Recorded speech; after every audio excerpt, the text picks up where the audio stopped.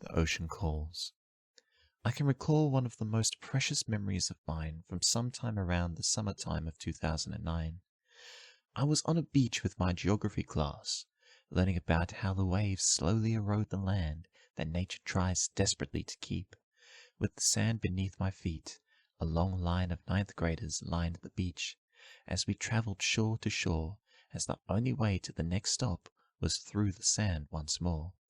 I was near the front with a couple of mates, and all of them surveyed the area as if this was going to be the topic of where they would take their first dates. I stopped for a minute, bored by their previous conversations, and that within it, and found a flat stone just by the shoreline. I then remembered back to a previous family trip of mine. My dad stood with me and showed me how to skim rocks into the sea.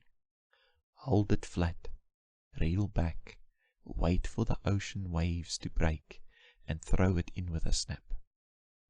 I did exactly that, and to my surprise, I had achieved 4 skims into the ocean so flat. One of my friends piped up and said, "How did you do that? Can you do that again?"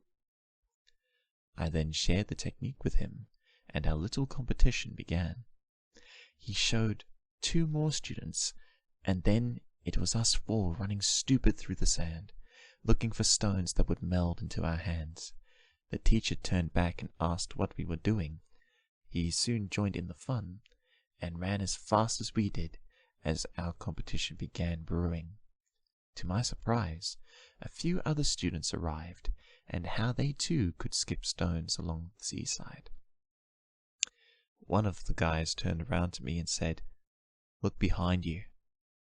The next thing I knew, every person on the beach, students, teachers, and the locals too, were all in search of stones and competing with each other on how many skims they could do.